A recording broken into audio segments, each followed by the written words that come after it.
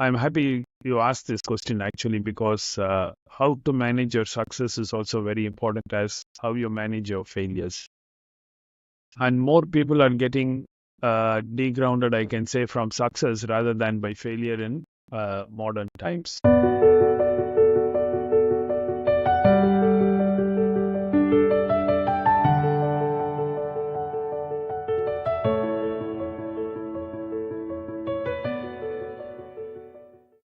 Ladies and gentlemen, boys and girls, welcome to Luminary Lounge,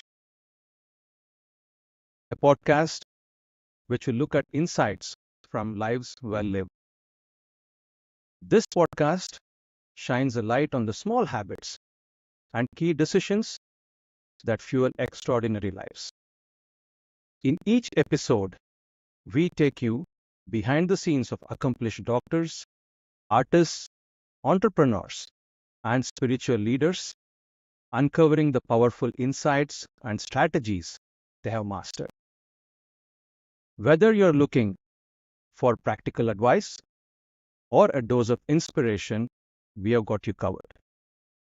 Together, we'll unlock the secrets of high performers, giving you the tools to elevate your own journey. So get ready to tune in because here at Luminary Lounge, every conversation is your next step towards becoming the best version of yourself.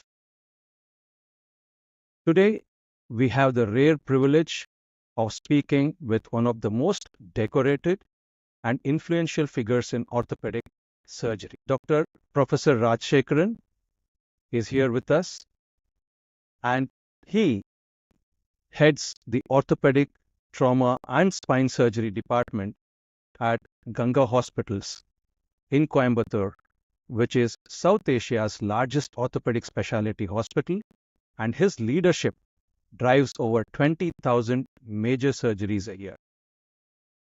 Professor Rajasekaran did his MS Orthopedics from Madras Medical College in 1987, FRCS Royal College of Surgeons, Edinburgh in 1989. He also did FRCS Honours, MCH, University of Liverpool in 1990, and a PhD from the Tamil Nadu MGR Medical University in 2000. A global authority with countless prestigious titles and awards, he has not only shaped cutting-edge research, but also has steered international spine surgery societies. And I forgot to mention, all the degrees were gold medals, by the way. To name a few of the titles and the positions that he has held, he was the president of the Asia Pacific Spine Society from 21 to 22, chair of the AO Spine International. AO stands for a very prestigious organization in the orthopedic circles. He was the chair of the AO Spine International Board. He was the chair of the AO Spine International Research Commission, a president of SICOT, which again is a highly reputable international organization for orthopedics and trauma, president of CSRSAP, president of the Indian Orthopedic Association, president of the Association of Spine Surgeons of India for 4 years, president of the International Society for Study of Lumbar Spine, Canada, and also he has been honored as an Ontarian professor for the year 2011 and 12 by the Royal College of Surgeons, England, and also has been a distinguished visitor to the Harvard Medical International in Boston. Regarding his research, he has been awarded Outstanding Research Award consecutively for 4 years, 2019 to 2022, by the North American Spine Society. And it gives me goosebumps to kind of read this, but he has 444 publications in international journals, 100 national publications, 85 chapter publications, and a staggering 597 international presentations and 601 national presentations. So this conversation promises to offer deep insights from a man whose impact on orthopedics not only spans continents, but I'm sure spans decades. So let's dive in. Welcome to the podcast, Professor Rajasekaran. Thank you. So I was particularly excited when you told the word or the phrase lives well lived. So I'm really honored, and I think it's a privilege to be one of your first speakers to be included in this program. You also mentioned the word secrets. I think there are no secrets for living a good life, but we all know it, but how much we adopt the things that we know. And I'm looking forward to this conversation. Thank you. Thank you very much, sir. So, without wasting much time, I think we'll dive into the conversation. So, let's go back a few decades to your early years, your upbringing. Everybody has a childhood that shapes them up later in life. So, to be where you are today, can you just throw a little bit light about how your upbringing was like and how that helped shape you to who you are today? Yeah. So I think your childhood actually forms the foundation for what you're going to be later. So if you know what's your childhood, you can actually predict what's going to be your future later in life. And the persons who really influence you during your childhood are none other than your parents. And that's why you find any person who has done very well in their life.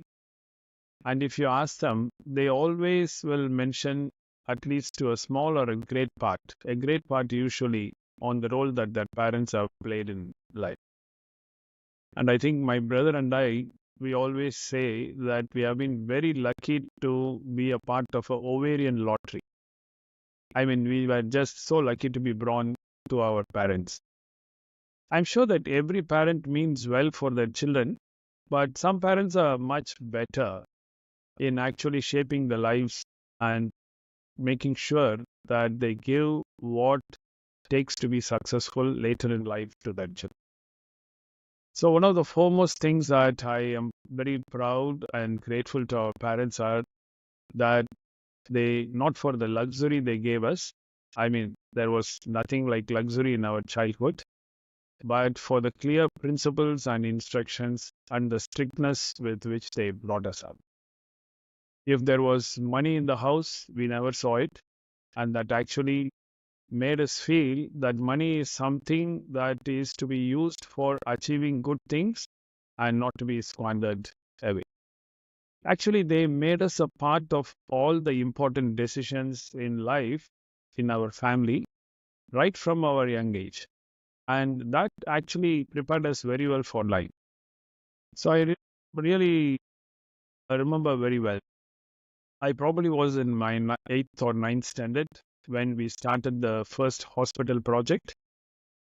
And my mother told me actually, okay, you are learning about mathematics and interest and bank loans in your mathematics. Now come, let me show you what is this. And she exactly told us the project of our hospital, how much we are investing and how much the bank is giving a loan and what should be our interest. And she asked me, okay, now compute how much we have to pay if it is a simple interest or a compound interest, and you choose what we should pay. And that was not it. So after I just told her back the answer, she said, okay, now that you know how much we have to pay the bank, you tell us how all we can save money in what all we are doing now so that we'll be able to pay. This was when I was in eighth or ninth standard. And they really put us into every problem that we had in the hospital or family. They never shielded us from problems. And that was something that really made us know that problems are a part of your usual life. It's how well you solve these problems. It is not how much you are shielded. And that I think was very different to what is the childhood upbringing nowadays. I also remember that I wanted to see a major surgery, and there was a prostatectomy going on, and I was a second year student. So I went and saw the surgery, and I was also able to scrub up and wash. And then at the end of the surgery, afterwards, my father told me, see, this is a major surgery. You saw it. And now you should also stay back in the night and do a night duty to look after this patient. Because this is not just coming and looking like a cinema, but you should know what is meant by patient care. So I stayed back and looked after the patient, and they gave this 3-hour chart of what to do, drain, everything. Small things like this actually really goes a long way to show what is meant by privilege, but what is meant by a responsibility also. This was really very good. And we talk of so many things like hard work, of medical ethics, and other things. But to learn at it in a different way is different. But to actually, your parents are the people who can show by example. And I have never seen anybody work as hard as my father and mother.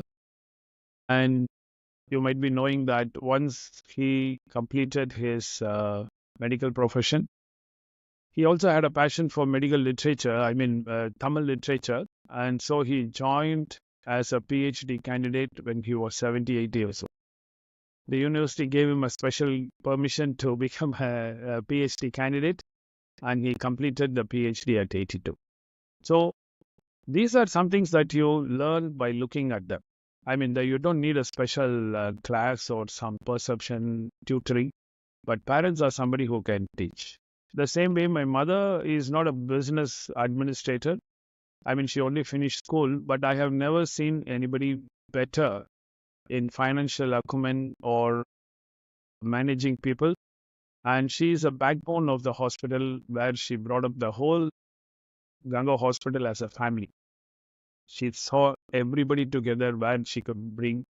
And that gave me a great respect for people who had innate capabilities of management and not just tutored capabilities of management. So there are many different things you learn when you learn from your parents. Everyday life is something that you keep learning. And I am so grateful that we had such good parents telling us and showing us what. And I think that's one of the most important thing every parent must know, that they can have high aims for their children, but a big, big responsibility of making that come true for their children rests on the parents. That's what I really loved it. So in that 8 to 9 minutes, you have shared so much of wisdom. Now, as they tell, wisdom is shared in stories. So in those stories, you have shared the wisdom about parenting, about life being full of problems. And as they say, if we are learning every day, that means God has kept us alive for a reason. So you again have shared the fact that problems are a part of life.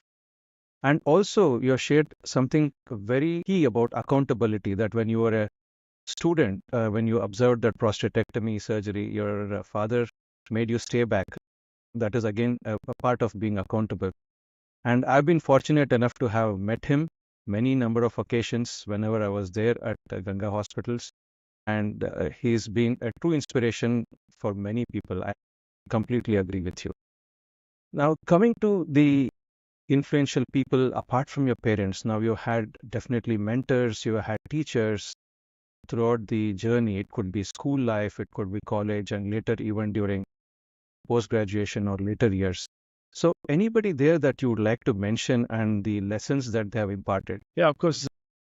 Mentors are so important in life, and naturally your teachers and professors whom you grow up with during your post-graduation shape your life so much. So I would particularly, there are so many people, but I know there is a time limit. So I would like to personally talk about Professor Shanmusundaram, under whom I actually did my post-graduation. And he was a person from whom you can learn a lot of orthopedics, but you could also learn a lot outside orthopedics also. He was so straight in everything that he did that I was so enamored by him. He always used to tell us that it's not so important that what is the latest surgery that you do. That's very important to the surgeon's ego, but he always used to say it's more important to do the safest surgery for the patient. There is so much wisdom in it, especially in these present days when every day one new technique is coming, when new instrument is coming, which makes these surgeries more expensive and little more risky also. And when I finished, I was one of his favorite postgraduates. So when I finished post-graduation and then I went to his home to pay my respects, he told, "You're a bright guy, so you will always be attracted to any newer things. But please know that it is not bad to be a few years behind the cutting edge surgery." He said there are so many surgeries coming up, which after a few years they go away. But in those few years, they have caused a lot of problem to the patients. And so you will be a safe surgeon if you're a few years behind the cutting edge. If you're in the cutting edge, the person who bleeds most will be your patient. This was such a very important thought he put into my mind, that we should always look at safety first rather than anything else. There are also two more persons whom I'd like to say, not in orthopedics, but actually one is a pediatric surgeon, Professor Ravi Kumar from Coimbatore. Lots of people know him. And also a neurologist, Dr. M.B. Pranesh. Actually, I was influenced by both of them so much that I almost became a pediatric surgeon or neurologist, but for my love for orthopedics when I got it in ortho. From Professor Ravi Kumar, you always learn what is the value of clinical medicine. And he always said, your best interest or the only interest must be the interest for the patient. I was very deeply touched because when I was in posting with him, one of the patients required one particular medicine and the child was sick, and that was not available in the hospital inventory. So he came to see the patient in the evening because the child was sick, and he said, okay, just 10 minutes. And he went out and he brought the medicine and came and gave it to the patient. So just these small things actually influence you to think there is no limit to which you can go if you want to do the best to your patients. When I finished my training abroad and I came and met Dr. Pranesh and told him that I am going to do that, he told me, okay, Raja, I know you will be establishing a hospital and a unit. Two things I want to tell you. If you're the first to go into the hospital and the last to come out, 90% of the problem is taken out. And this was such a valuable advice that if you're the hardest working person and if you're the first to enter the hospital and the last one to go out. I see in many different units that as people become seniors, they take it as an entitlement to come late and to leave early, and then the problem starts. He also told me that treat all ordinary patients as VIPs and your VIP patients as ordinary patients, and you will never have a problem for your practice. That's the same thing that we follow now. So I think mentors go a long, long way in shaping up of what you can. I think you have to choose your mentor, and that's a shortcut to success. Again, you highlighted a lot of important things here, sir. One is safety being the paramount when it comes to patients. Trust, the importance of treating every patient like a VIP.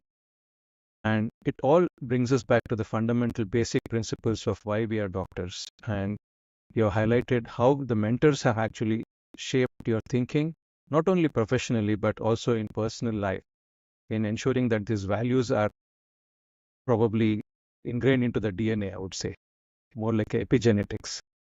But again, for any doctor, the journey is not very smooth. We have our ups and downs. And all of us make difficult decisions, which at that point might feel that we don't have much of options. We are pushed to the wall and we are taking these decisions because there is no other option left. Or sometimes we have so many choices that we have to take a decision which can be hard at that time, but later can give a lot of benefits. So again, looking back to your life, are there any decisions which come up to your mind which were difficult at that time and it turned out to be the crucial decisions that you ever made for success? Yeah. So I think in one's life, there are many such situations, both in your personal and professional life, where that your crossroads and the decision that you make really matters quite a lot in life. I think the one big decision which we did that immediately comes is when both my brother and I had trained very well abroad, and we had the expertise to bring in new expertise. The question was, where do we settle? And everybody, many of my relatives and even many of our teachers said that Coimbatore is too small a place for you and you should actually settle in Bangalore or in Madras. And there were also a lot of offers from huge hospitals over there. But we had no issues regarding settling in Coimbatore because Coimbatore was our hometown. And the reason we came from abroad was to be with our parents. But I think that was one of the most important decisions that we did, because the choice was whether you are going to be a small cog in a big wheel, where you just move into a place which has already been smoothly running and you become a small part of it, or that's a comfort zone. You start your practice at a higher level immediately, or you go to a place which is yours, where you have ownership and where you are a big cog in a small wheel, or you are creating a wheel itself. And that was a big decision to make. And I'm so happy that we made the right decision to be in Coimbatore and start a new wheel, because that actually gave us the power to do what we wanted. We could keep the medical ethics at the highest standard. We could bring in technology that we really thought was safe for the patient. All the decisions of administration and finance were in our hand, and you could do exactly what you wanted. I'm so grateful that it was one of the right decisions we need to be in Coimbatore. Even yesterday, I asked one of our fellows who was just finishing on why he is not settling, and he said, no, my place is too small for my training. And I just exactly told him the same story, and also told him that if you think that your place is too small, then it means that people like you are going away, and how will that place become bigger if you are not going back to your hometown? So many of the younger surgeons are now having this crossroads. Should I go and settle in a big city, or should I go back to my hometown? And I would strongly advise that they should go back to their hometown and to a place which would embrace them. I mean, they are needed at that place. Whereas when you go to a big place, you need the big place. But whereas patients will come to you in your hometown, you have to go behind patients when you go to a big city. That changes the whole equations of practice in your life. Another big decision I had to do, which really influenced a lot, was when I just started my practice. I had a burning desire to do PhD, and so I enrolled in Madras, and I was in Coimbatore. Fortunately, part-time PhDs were available at that stage, but my guide was very strict that I should spend 3 days in a week over there. So he was kind enough to accept Sunday also as one of those days. And so I spent for 2 years continuously, Friday, Saturday, Sunday in Chennai, and the rest of the days here. Lots of people told me that this is not necessary for you, and you are actually digging into your practice. This is not the stage you should think of research. What is the use of doing research in India and all that? But I think that was one of the best decisions I did. And that actually shaped the character of our unit. Not to boast, but our unit produces more than 60 to 70 high peer-reviewed publications every year. And last year, for the last 3 years, I think Stanford University has put us as one of the top 1% of people who are publishing in orthopedics. So it also has changed our whole perspective of how we practice medicine. So I think these are the two things. And younger people, when they are looking at difficult decisions, they should not look at what is a shortcut in the immediate period, or what is putting them in a comfort zone in the immediate period. They should actually look at long-term perspectives. And these sort of decisions, I think, actually are so important that shapes your future in later life. So again, a lot of questions have come up secondary to this. Can I just ask you what your PhD was on, sir? So my PhD was on the evolution of deformity in childhood spinal tuberculosis. So this was a spin-off from my thoughts when I was doing my post-graduation in Madras Medical College, because the Madras study of spinal tuberculosis was, Madras Medical College was one of the main centers. And we saw a lot of children who were treated conservatively. They were cured of tuberculosis, but they all had a huge kyphotic deformity, spinal deformity. And I was really surprised how this was there, because some of them had more than 100 degrees deformity. And when I talked to many of the lecturers, they said, no, we didn't really notice this when the child was on treatment. And so there was something called a late presentation of deformity. The child was cured of tuberculosis, but developed a deformity after 6 or 7 years after it was discharged. And that really incited my interest into this. And we did a 15-year perspective. It was a part of the MRC trials. And I went back into the records, and a lot of very important details came out of it, which is very well quoted across in all the textbooks in the world. And it also brings me to the other question, sir. I was just jotting down here about coming back from the UK. Now, I was there for 9 years with my family, and I can agree that it is actually not a very easy decision when you have to give up things which looks very promising and come back and start from scratch. So I think there was a very good message to youngsters there to pursue something which might be hard at that point, but going forward might give a lot of happiness and fulfillment in life. Now, considering that I was doing your interview today, I did a little bit of my research.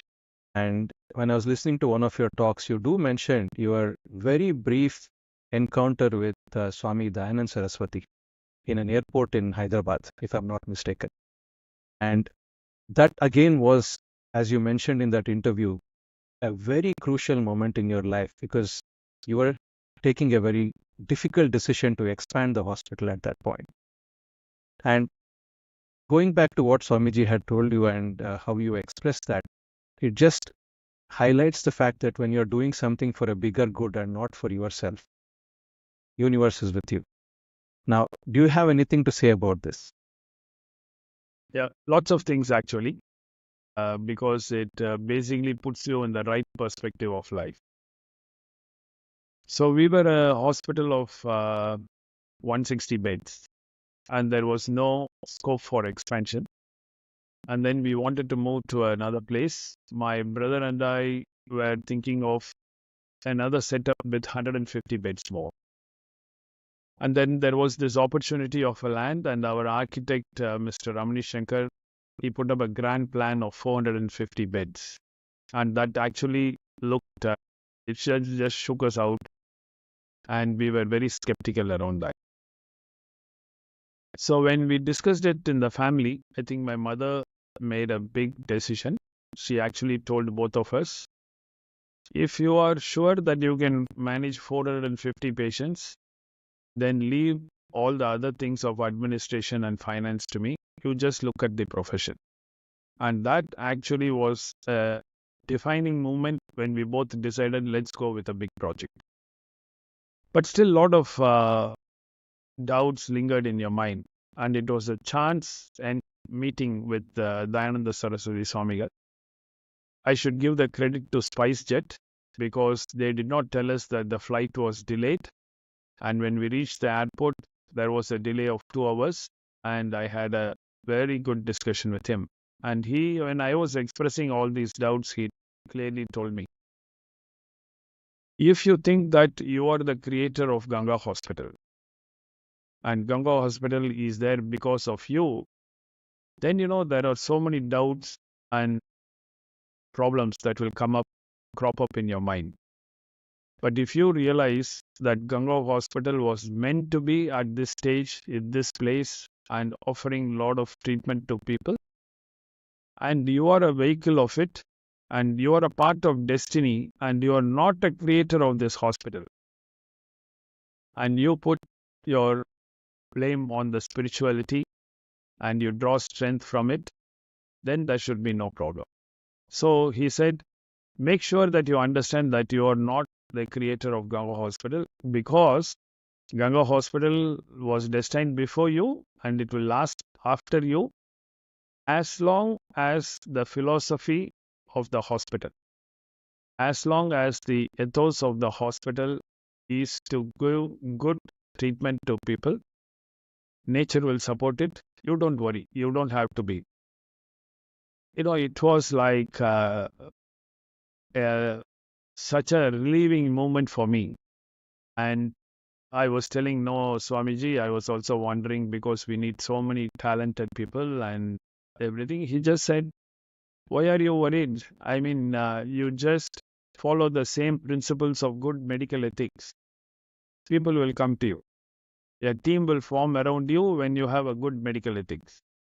When you're doing good, you just concentrate on what is to be done and make sure it is good. Everything else will be taken care of. If you lose that principle at any point of time, then you will find that there is a lot of hardships coming around, because nature will withdraw its support to you. I mean, it was such a, I think it was one of the most important things that gave me. It was like you're tired and you had a Horlicks. Somebody gave you a hot Horlicks and you just, I somehow felt immediately after that a lot of weight taken away from my shoulders and in my mind. And in many experiences of life and in the growth of the hospital, we have always found that whenever we thought that there is something, a tremendous problem, we have always found people coming with help unsolicited. And I think that we have to. So when you're embarking on a project or when you're embarking on a big thing, I think what is your inner aim? I think that's very important. So when my brother and I and my parents, we set up the hospital, our only aim was to be the best unit in the country. This was also because both my brother and I did not come back to India because we didn't have good jobs. In fact, the opposite was true. We both were offered the best jobs there. And if I had taken up the job, I would have been one of the youngest consultants in the University of Liverpool. And we couldn't take the job because if we take up the job, we can't return back. And so we had to resign and come back on the offering of the job. We had a determination in my mind, okay, if we are leaving something so big and coming, then the only alternative left for us is to create something much better. And that was the only aim at that time, and that is the only aim even now. And I think these inner intentions are more important. We never looked at it as an economic proposal or it is something else. At every stage, we always thought, what can we do more to make the hospital a better unit, which will be a pride of our country. So I think the inner intentions are very important. And that's what I learned on that particular day. Thanks to SpiceJet. I'm sure everybody is probably looking around for such opportunities whenever their flights are cancelled, especially now we see a lot of flights getting cancelled or delayed. Now, this actually highlighted a very important concept, sir. When I was listening to the previous interview of yours, it just highlighted how people talk about karma. And in Upanishads, they talk about two types of karma, which is Nishkama karma and Sakama karma. So this was a best example I could find for Nishkama karma, where you're doing something for a bigger good. And when you do something for a bigger good, the universe is always with you. And I think that's again an important message for all the youngsters, that if they think beyond themselves, it could be either for their family, team, hospital, or society. I think the universe will help them kind of do things which they have in mind. So going forward, sir, I don't know whether we can enter this topic, but it's about religion and God. I know that it is something which might be very personal, but are there anything that you would like, or any words regarding this that you would like to highlight? About religion and God? Yes, sir, about religion and God. Because again, looking at any religion, whether it is Christianity, Islam, or Hinduism, now whatever we spoke about, if we are doing it for the bigger good, I'm sure every religion speaks about doing it so that the universe or God is with you. So, what are your thoughts about this, about religion and God? Because we do see that there is decreased intensity in the way some people are praying or are getting attached to God. So, what are your thoughts about this? Yeah, I think that as you grow higher, you need a safety factor behind it. And God and religion, whatever you define it as or whatever you perceive it as, is something that you require to give you a safety factor. Yeah, inner mental strength in the times of your doubt or in the times of your hardship, and when it looks like a long tunnel, I think God and religion actually come as anticipated light at the end of the tunnel that will give you some strength. So, one of the most liberated minds in the history is the French revolutionist Voltaire. And I always remember as he said, if there is no God, then it is important for us to invent a God because man needs God. So, I think that's very important. So, we were talking about the various distractions and various opportunities and different options and the difficult decisions making in life that is now in front of everybody. And God and religion is actually one factor which will help you to make the right decisions. So I think it's a guiding force. It's something that will make you think of what to do because you can think nobody is watching you, but when you believe God, then you know somebody is watching you. And there is an inner spirit in you which makes you feel difficult or diffident to take a wrong decision and to be unfair in a circumstance. So just like they said, one of the easiest way to make a decision is you just sit down, close your mind and think, what will my mother think of me when I take this decision? Will she approve of this decision? I think it was Shiv Khera who told that. If you close your eyes at a difficult point of decision and then will my mother approve and feel happy of what the decision I have taken, then you will take the right decisions. I think God is also at the same level. Religion is also at the same level because it puts a perspective in your mind that this is a long journey. You are in a small part of the journey and you have to take responsibility for the actions that you did today that you will have to face tomorrow. And that puts a lot of onus of responsibility on you. The second important thing for religion and spirituality is that it will help you to keep grounded at any time in your life. Be at the moment of success or be at the moment of big turbulence. It gives you a sense of balance when you're very successful. I think it's very, very important. And it also gives you a lot of support when everything seems to be falling apart. So, whenever you think you get a big success and you think, okay, this is all because of me. It's because of my intelligence. It's because of my capabilities. It's because of my ability. And that's a time when you are getting off balance. It then become a car which is going very fast without a balance and a brake. But if you think, okay, I am really grateful for a providence, a bigger strength that has bestowed the opportunities for this on me, then you know you're only filled with gratefulness. You're not filled with diffidence or some unnatural feelings in your mind. The same thing on the other side of the coin, there is no life that will not face hardships or challenges at some points of time.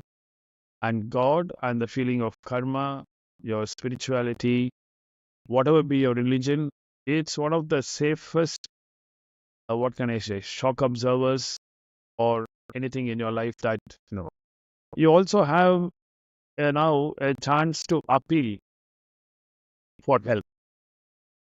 So you always can pray and you feel very good. And this, I think God does not need you, religion does not need you, but we need religion and God. So we need to be actually having it as a safety factor, safety belt whenever we are going.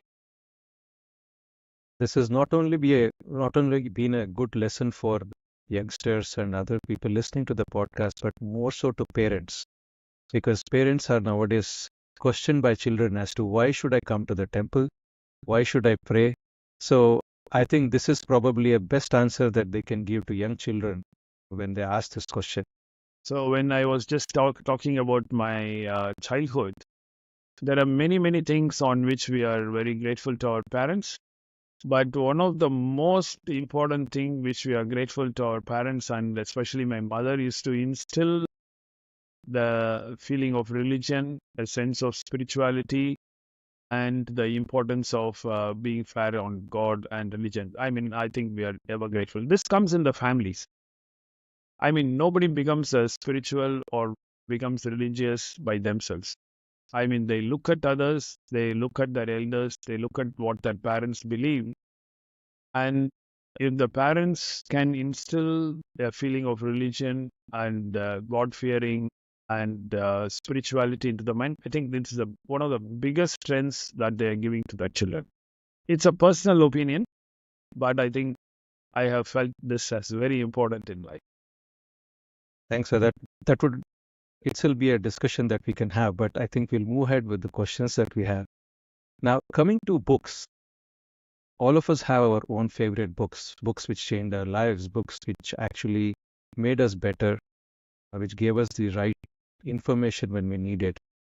So we call them as quake books, just like an earthquake. They shook us at that point and changed us. So for you, can you just name a few books? I'm sure people listening to it already are on Amazon trying to order that book. So Yeah. So, as you evolve, you move from fiction to non-fiction books. And when I was in my second year of medical college, one of my friend told you must read Atlas Shrugged of Ayn Rand. So I'm sure many people have already read that. And I have read that book at least 6 times over the last 30 years. And every time I read that, I have a different perception.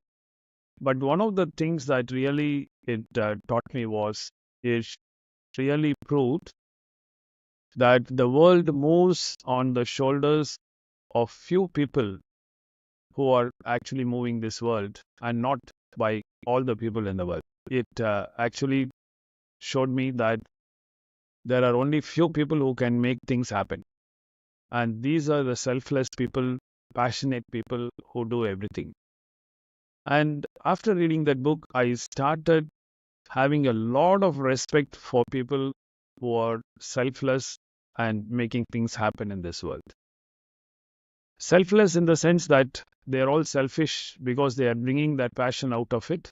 Like, for example, Tata Consult TCS or Infosys. It is not that the creators were totally selfless, but it was that passion to create something. And these things excite me quite a lot to learn how there are few humans who made things happen. And that was a very big perception. I started getting attracted and respecting and enjoying these human endeavors and human successes as much as I enjoyed Niagara Falls or big creations of God. So that was that. From that moment of the book I read, achieving and making things happen was very high in my mind. So that was one. To give a very good equanimity of mind, Prophet by Khalil Gibran also was very good. That's another book. Every time you read, you have a different perception depending upon how much mature you are and in what stage you are.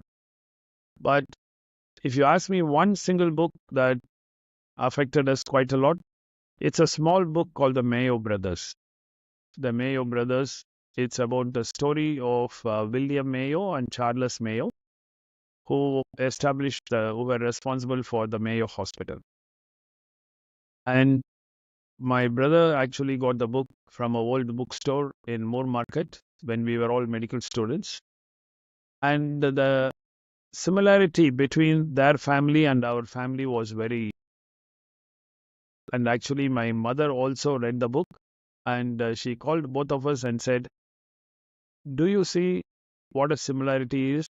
There is a father who's a doctor, and there are two brothers who are good surgeons, who are good doctors, and they are in a very, very remote place of US.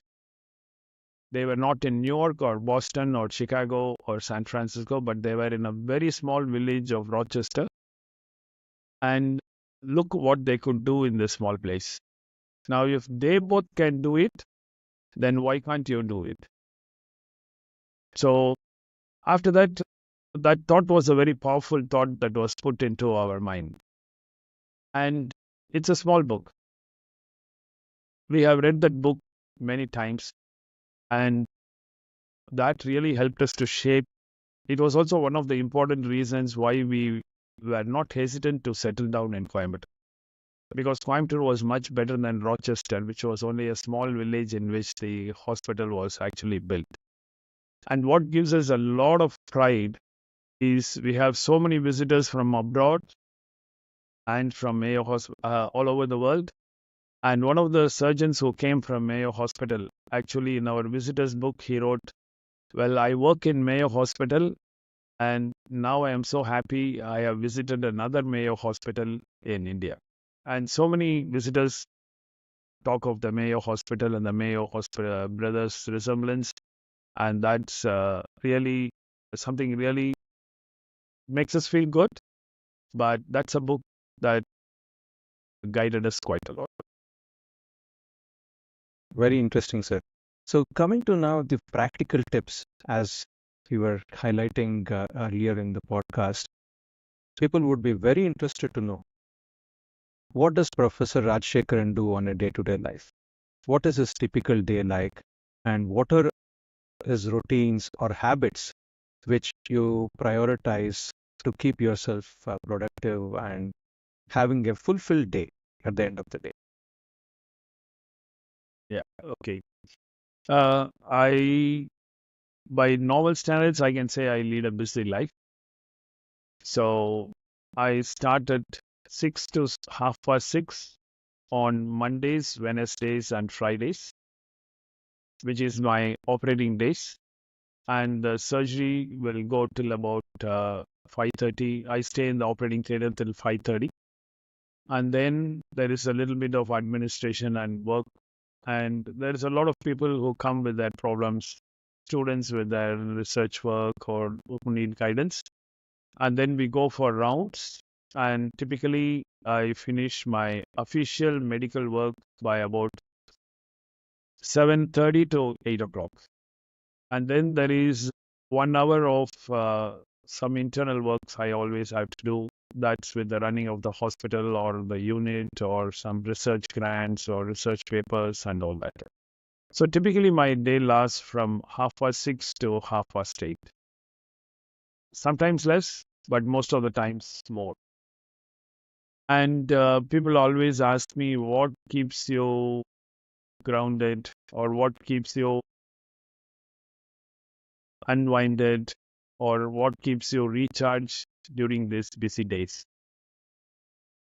So I think these words, recharge or unwinded, actually comes only when you are out of charge or when you are completely wound up.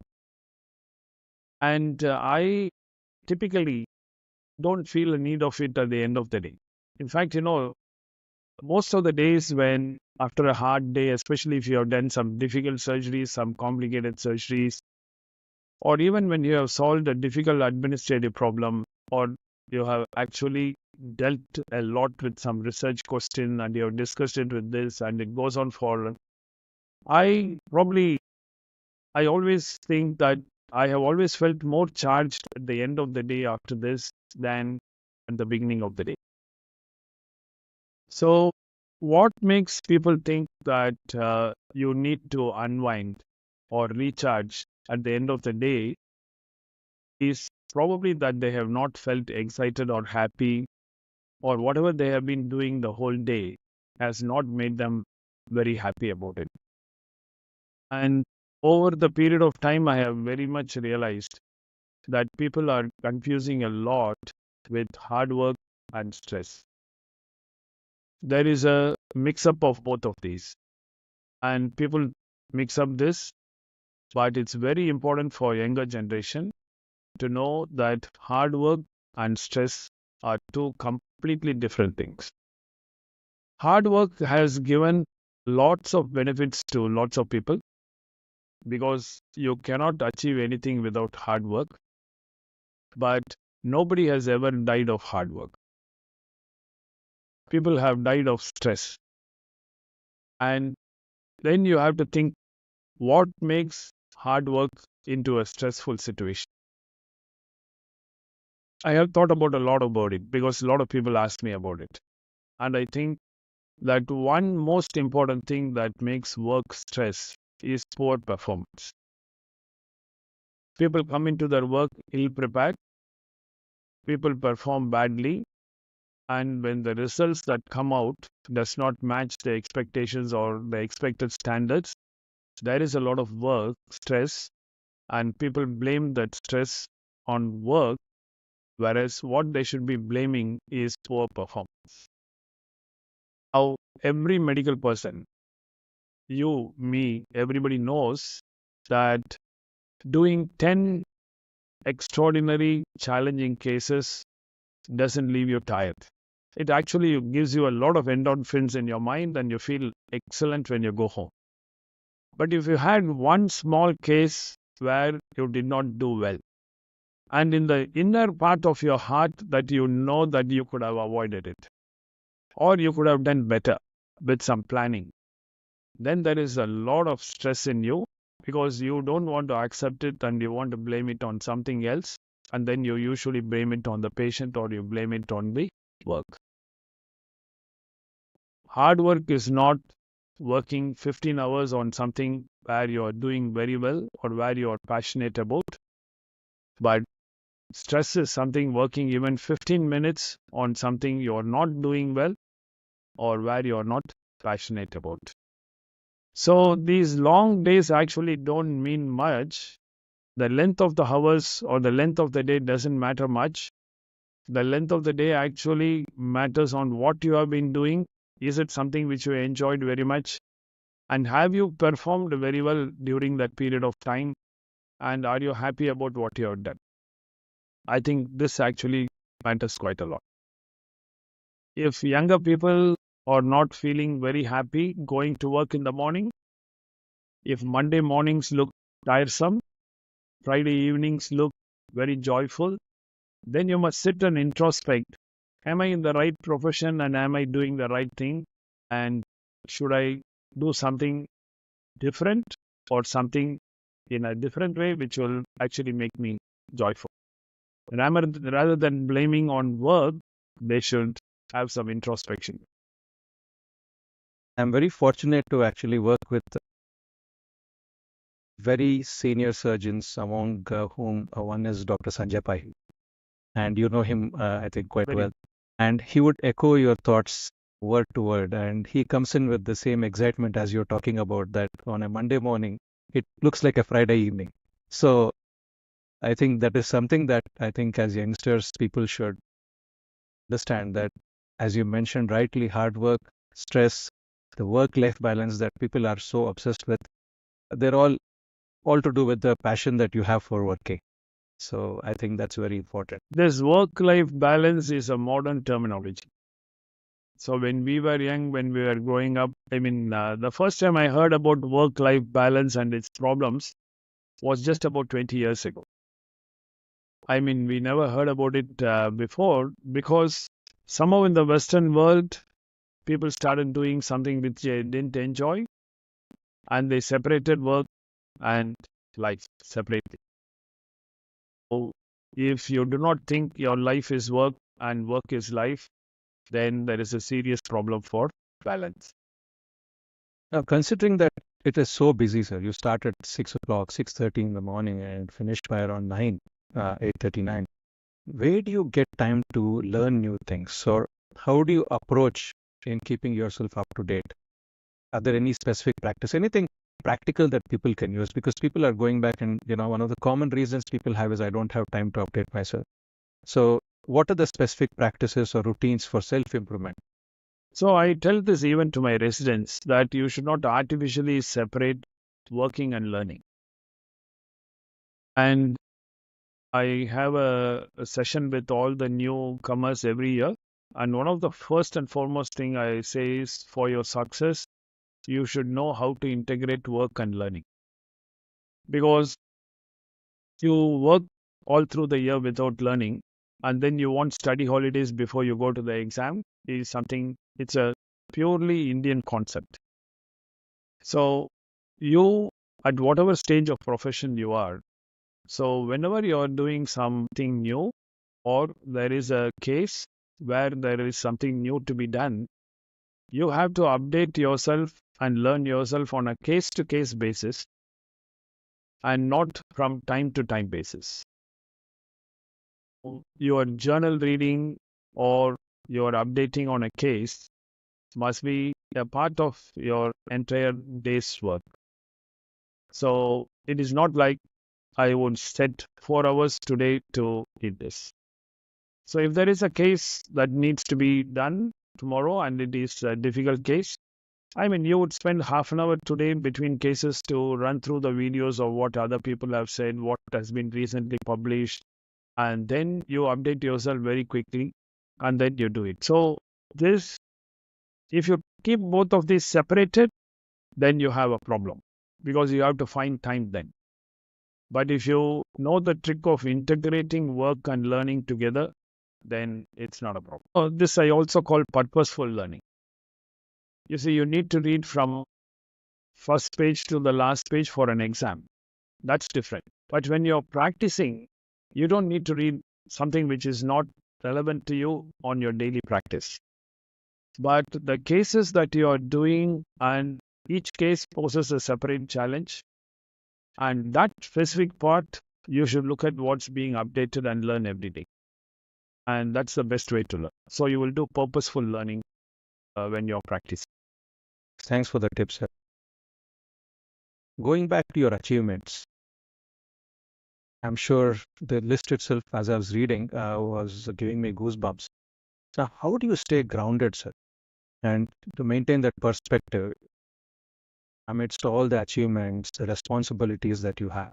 So, what is the practical tip there that people can take? Now, if somebody has won an award, now a young researcher goes to one of these events, gets a first prize, it's all over the place because they're happy, and I'm sure all the friends and family are happy.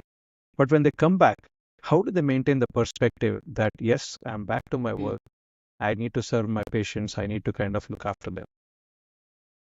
Yeah. So a few things. I'm happy you asked this question actually because how to manage your success is also very important as how you manage your failures.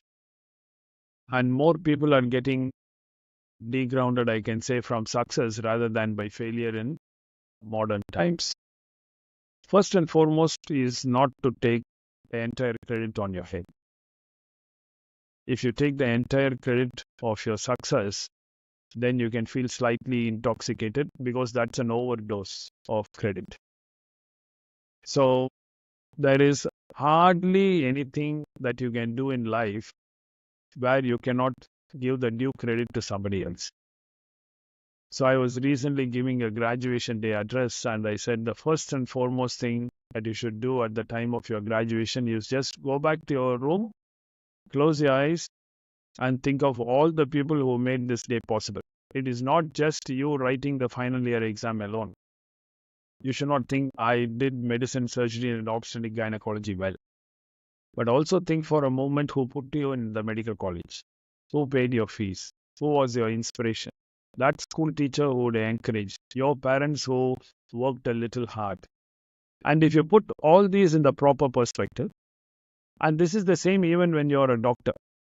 I mean, if you do a really good surgery, Without a good anesthetist, it's not possible. I mean, a good anesthetist is necessary to extend your surgical capabilities, a good theater staff, your team members. I mean, there is always a lot of scope for giving credit of all your success to others. And when you do that, you will know that maybe you were an important part, but only a part of the entire success. So I think that keeps you grounded. The second thing I think for youngsters is to not be sucked into this phenomenon of instant gratification. There is nothing like every small thing that you do in life must have an immediate applause, thumbs up, claps on the WhatsApp and in the Instagram. And then you get terribly distracted. So if your aim is to conquer Himalayas,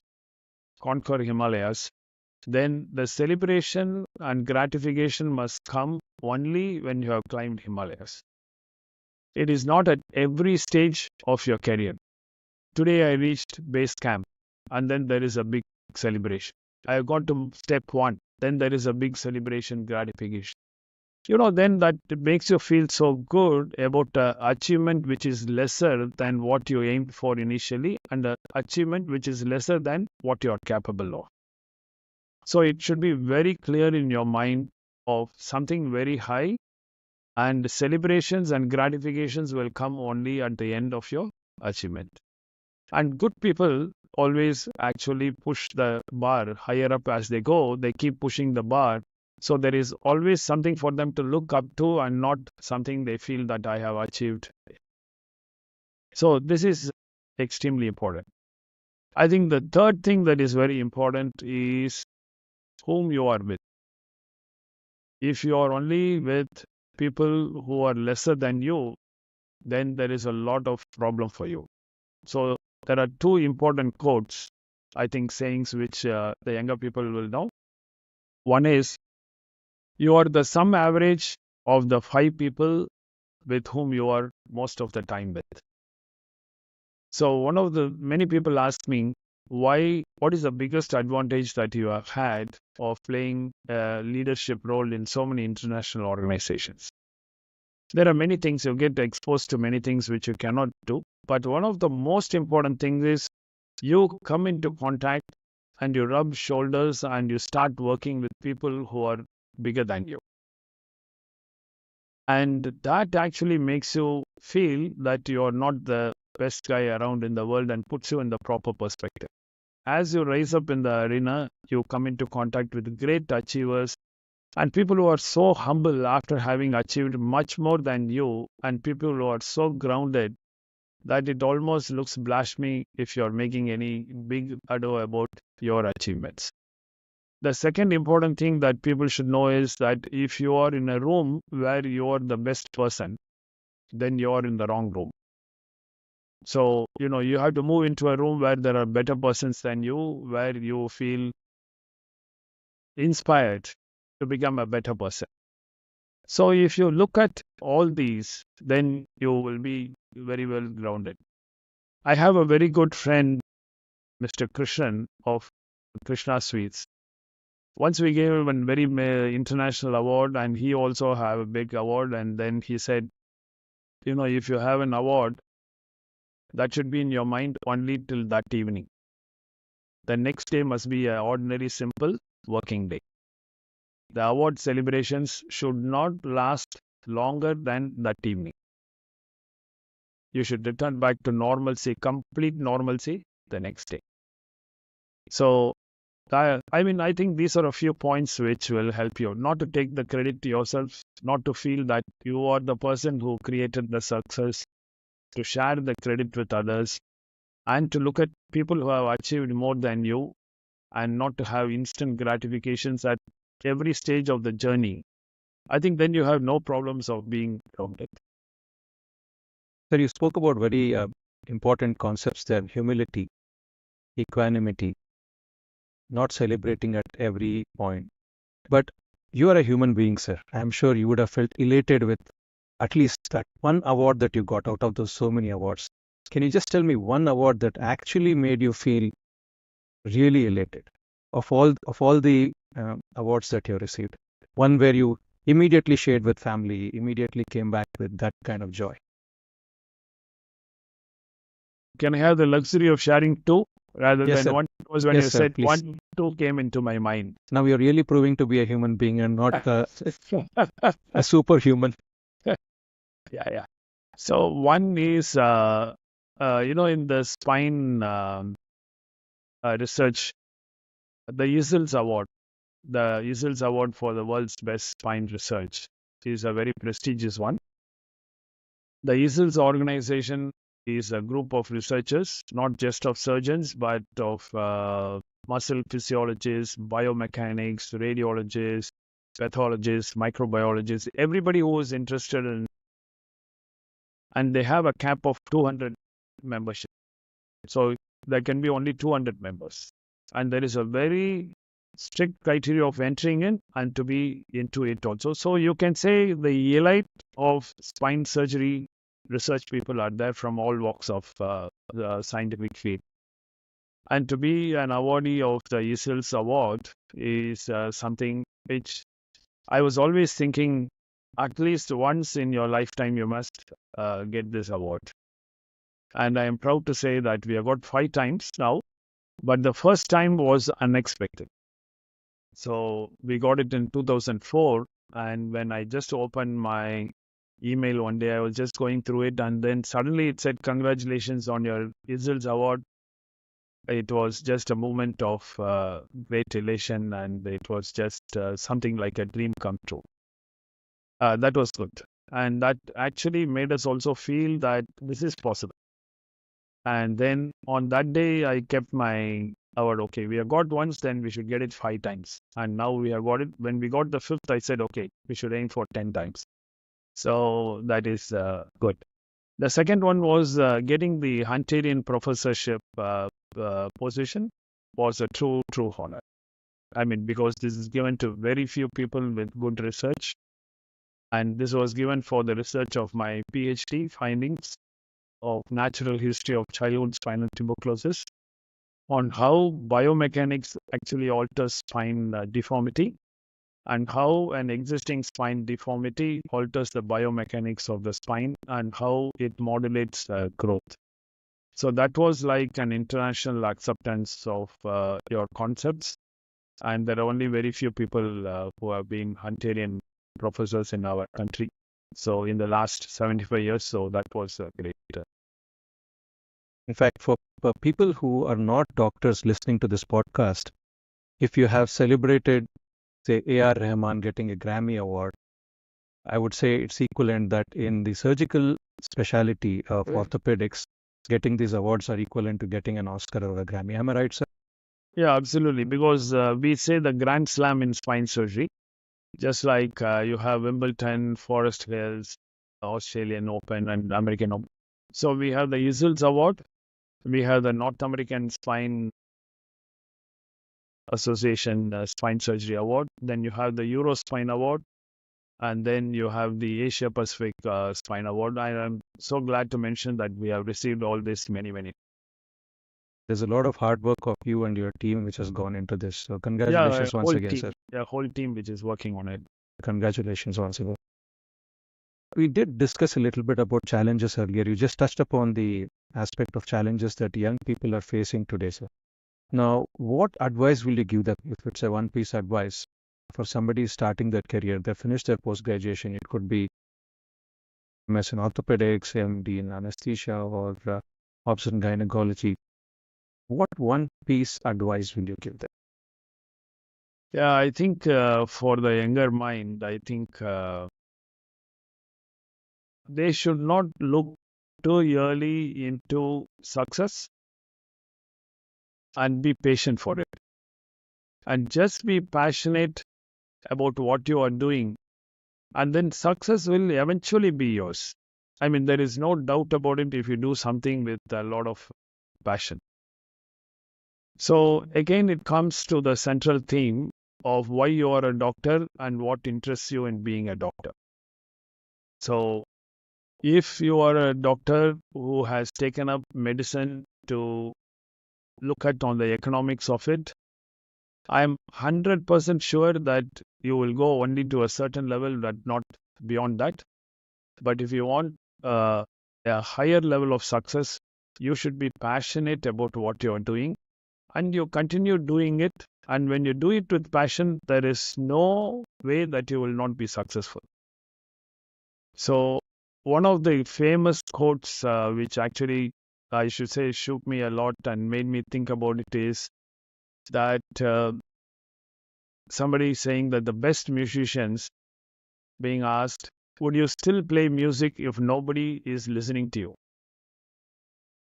And Miles said, of course, I would play music because it is in my head. And I have to play music for myself. I do it every time. Other people also happen to listen to it. When I read that, this was something I was always equating surgery. I used to ask myself, would you still do all these surgeries if there is nobody paying for it? And I had no doubts of clear idea in my mind. Of course, this is what excites me. I would still do it, whether the patient is able to pay for it or not. That is why that is actually the genesis of many of the social service project and charity projects which we are doing. And when we wrote the vision and mission statement also, we made that while the vision statement said that we should be a unit which is the pride of the country, the mission statement said that this capabilities and the expertise of the unit should be available to every citizen of the country. So don't look at the success quota or the economic equivalent of being a successful doctor when you are beginning your profession. And in all the important judgments you take in your life, leave the economics and money part of it, and that will help you to come to the right decisions. Right decisions always make you successful, and when you are successful, there is no death for economic abundance. But if you take the other route, that you take all your decisions based on economics, then many times you make wrong decisions, and wrong decisions snatch away success from your life. So you just be passionate and you do something extraordinarily well. Then you will be the best person for that, and that will make you very, very successful. And this pathway to success will solve many, many problems in your life or dilemmas in your professional career. So we spoke about the professional career, so the challenges that people are facing and what solutions they can have. But what about personal life? Because we do see nowadays people delaying getting married because they want to finish their fellowships, they want to be well settled, and by the time they're done, they'll be probably in early 30s.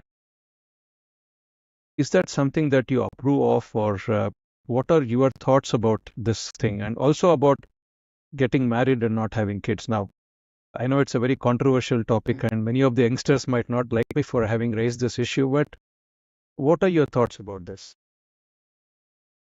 So I think we both are going to be very unpopular in discussing a very, very personal question, because marriage and children are very, very highly personalized.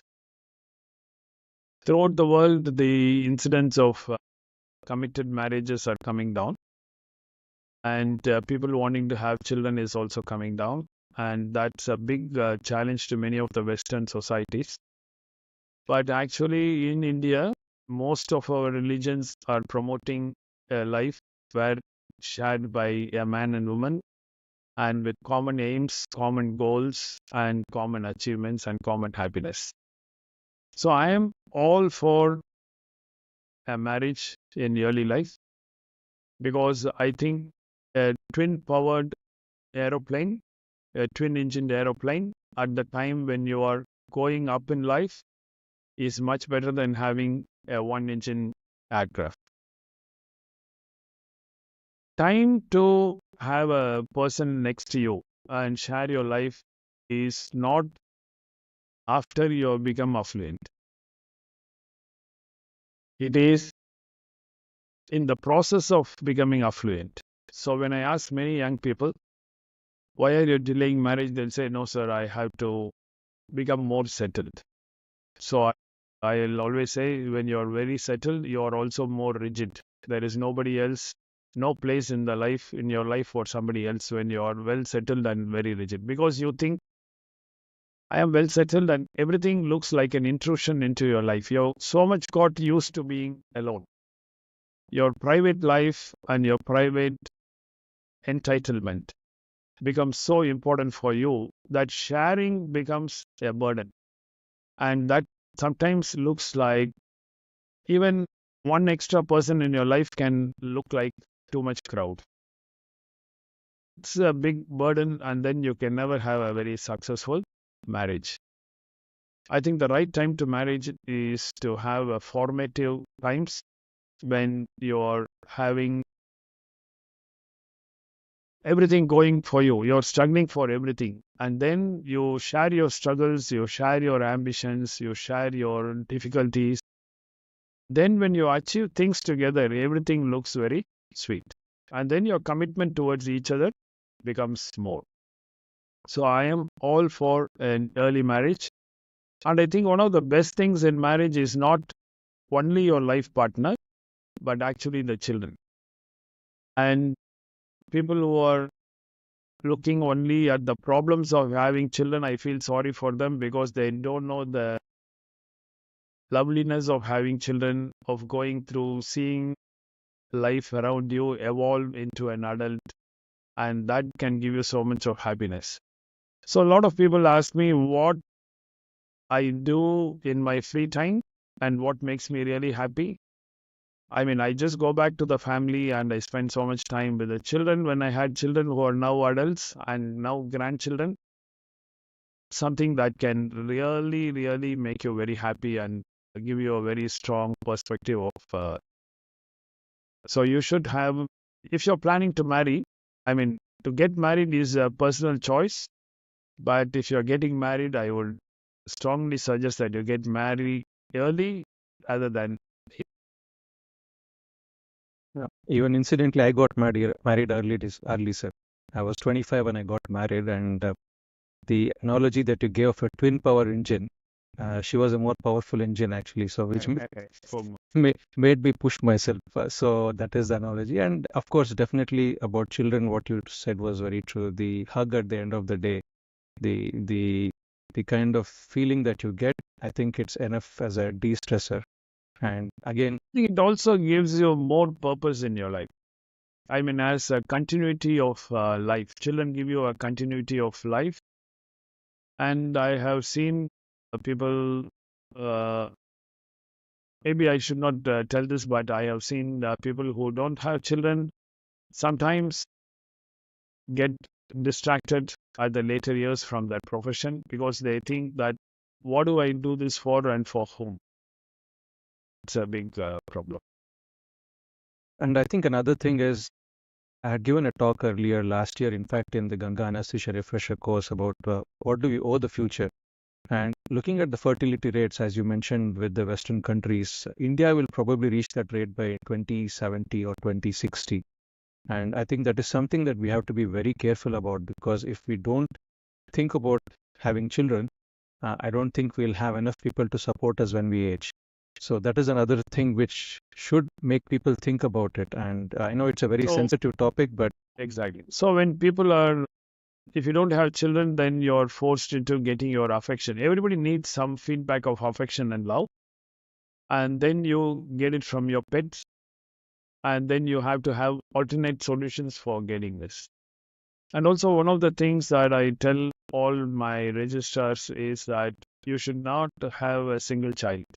I know this is also very controversial, but I always tell them the best present, the best thing that you can ever give your son or daughter is another brother or sister.